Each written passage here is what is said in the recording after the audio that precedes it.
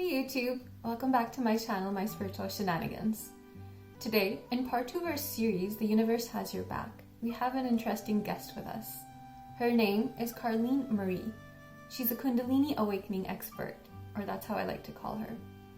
Through this Eastern philosophy, we meet Western mindset. She's introducing us to this very mystical concept in a clear-cut approach. She's written a book about it, of course, which is called Orchid of Fate. She shares it in the form of a memoir, what she was going through, her awakening experiences, and I'm going to share a little bit about that in the end, in the form of a 30-second book review. But to get you and I started into understanding what a Kundalini Awakening experience is, let's just dive right into this dialogue. Oh, and one more thing. We had a giant conversation and it went on for at least 30 minutes. So I had to chop this down really short to make sure that was engaging for you. If you enjoy her dialogue, if you enjoy the way she shares her experiences, use the comments to ask your questions around whatever she's sharing. We'll call her back onto the channel and she'll share more with us for sure. So let's just pop into it. So hey Carleen, thank you so much for being on the channel. I'm so excited to have you here because it's finally when somebody can explain Kundalini Awakening to me. I have tried so hard. I've explored so many websites, but I just have so many questions around the topic. And it'd be really nice that you can shed some light for me as well as our viewers. So welcome. And let's just dive right in. So what is a Kundalini? Happy to be here. Thank you. I'm excited to be here and I'll do my best. So Kundalini means life force and it's described in different traditions by different names. So people probably are familiar with some of those names. For example, Chi or Ki in Japan or Prana or Shakti in Hindu.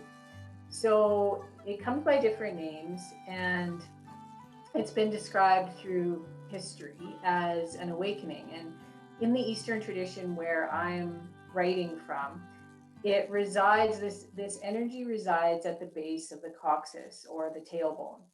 And it lies dormant until it begins to rise. When it rises, it's moving through the central channel of your body, which is your spinal cord, your nervous system.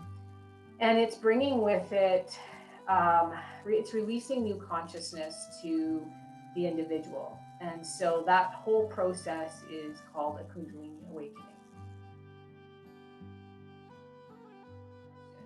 That makes sense. And is it similar to chakras? Is that relatable or is that different? Right. So the chakras are the subtle body energy that does reside from the lower spine right up to the crown of the head and then above the crown of the head. And I tend to think of, like when I'm explaining this to people, I think, okay, people understand the nervous system and that energy moves through your nervous system. That's how you can move your hands and talk and etc. But if you go subtler and subtler and subtler, you're going to get to finer and finer explanations of energy, and chakras would be at a very fine level, almost a primal level. So that's how I would describe that relationship between chakras and the nervous system. How did you know that you're going through a Kundalini Awakening? Oh, I definitely didn't know. At the time, it was completely overwhelming and shocking to me in every way. It was terrifying. I had no reference point for what was happening to me. And it wasn't until after the event, so let me say, there's kind of a continuum. After the event, I knew that I was changed in terms of my reference point for viewing life, for interpreting life, for feeling. I just felt like a completely different person on every level. But I didn't know what category that fell into at all. And that only happened over years. As I integrated that process into my life, I learned more and more information and came to that understanding that, oh, this is what happened to me and this is what best describes my experience.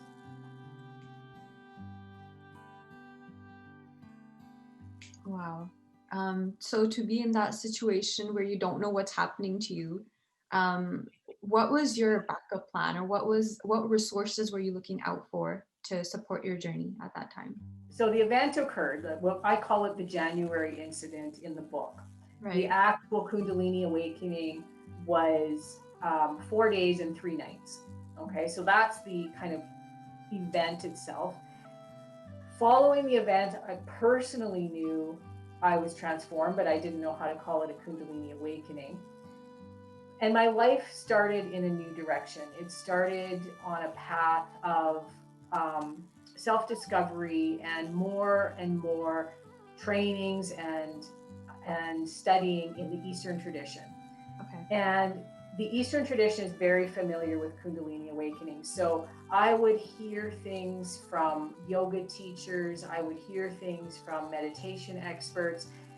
And the more I heard, the more I realized, aha, this is what happened to me. Cool. I think I really relate to how you went towards Eastern philosophy, right? It was the exact opposite for me because I came from an Eastern background. And for some reason, I didn't bother looking at what my history said, but I started looking towards Western philosophy to simplify what I was going through. So it's interesting how all of us around the world are just like going through each other's resources, but they're all saying the same thing. Right? And that kind of leads me to my next question is, I really believe that the universe guides us to these resources, that it, has our back. It's always making sure that we're walking our path. Even if we stray, it kind of does a course correction for us. And at the time, it can feel tough, but eventually you're like, yes, the universe is really there for me, and I'm being looked after by a higher power. So in your journey, what are some instances where you knew that the universe has your back? With the kind of upbringing I had, it took me a long time to see that the universe had my back. I didn't view the world that way for a long time. And I think I've also now moved to a new place where, whether the circumstances feel fortuitous or supportive or they don't, I'm still in appreciation and believing that the universe has my back. And that's, to me, a really special, sacred place to be at. And I'm grateful for that place right now.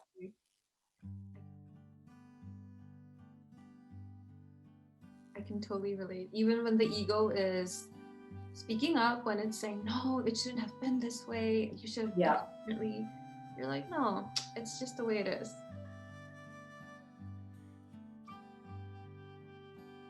Okay, so Carleen, in your book, you've talked a lot about how as a child you went through a lot of traumas and a lot of, recurring things which led to migraines as an adult. So could you help us understand what the correlation could be between emotions and bodily pain? So in the book, I do write about childhood memories, and within, they're short vignettes, little excerpts of experiences I had as a child. Each one holds, I should say it held, no longer does, but it held a memory with an emotion in it that became a part of what I would call my migraine story. So when I describe pain, there's the actual physical pain that you can experience in a moment, like say a clean cut. But then there's the pain that you can lay over top of that, which is your story about that pain. So let's say that cut gets infected. Now it's a festering wound. That's the difference between a clean cut, or what I call raw pain, and emotional pain, or the story of pain. So those memories become a part of what my story of my migraines are as an adult. So can we happily say that your migraines are over? that you... Oh, definitely not. Oh. Okay. What is over is the hurricane. Okay. So when the reader is reading the book, I reference something called the hurricane, and the hurricane is basically all the emotional baggage of the migraine. That is gone. And that makes a huge, huge difference, because there's a huge difference between having a migraine and feeling emotionally and psychologically depressed, and having a migraine and feeling emotionally and psychologically well, even joyous. Big difference. To be in pain and then just to be okay with it. I guess that's something that I've only read of, but every time I stab my toe into something, I'm like, ah, there's no joy in that. So kudos to you to have like a throbbing pain in your head and just accept it. Wow. I think there's a lot that we could take away from your book. And that's what I'm going to share for my 30-second review at the end of our conversation. But before we go, I'd love to ask you one last question, which is, when other people go through similar experiences like yours, what advice would you give to them? I think the first thing I would say is you're not alone.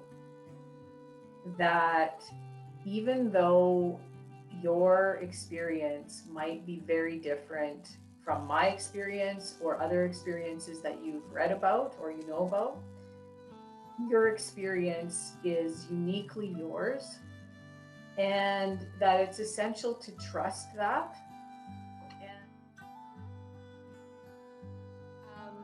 So on that note, Carleen, thank you so much for giving us all this time and answering some of our questions. I'm sure that the readers will have a lot more to ask, so you guys feel free to ask whatever, and I'm sure I'll have Carleen back to answer them. But is there any other resource that we can reach out to you on, or that we can connect with you, Carleen? People can reach out to me on my website, which is heartcentered.ca. And I'm also on social media, Carleen Marie. I'm sure you can find me on Instagram or Facebook or Twitter. Yeah, I'm happy to connect with people. And I would love to come back and have, if you have your readership ask you a bunch of questions, let's do this again and connect and find out what some of those questions are. I'd love to hear that. Yes, I'm sure there'll be plenty. All right, so I'm gonna transition into our 30-second review, guys. All right, so this is my review of Carleen Marie's Orchid of Fate. This is a powerful book, the memoir of the girl next door. She undergoes dire circumstances, from parental wounds to a marriage falling out, from chronic migraines to an existential crisis. Eventually, her Kundalini energy rises, and she has a change of perspective. She learns about the Eastern philosophy, and it changes her life. And very beautifully, she merges it into the Western world. She tells us a story that is about us. She shows us our wounds, and she lets us see how we want to deal with it. I loved her story, I loved this book, and I highly recommend for you to check it out if you're undergoing a spiritual awakening or you know somebody else who is. I'm going to drop a link in the description to her book along with other resources. I hope you'll check it out. And it's been a long video, so on that note, I'm going to sign off. I'm going to see you next time. Love, light, and awareness. Bye.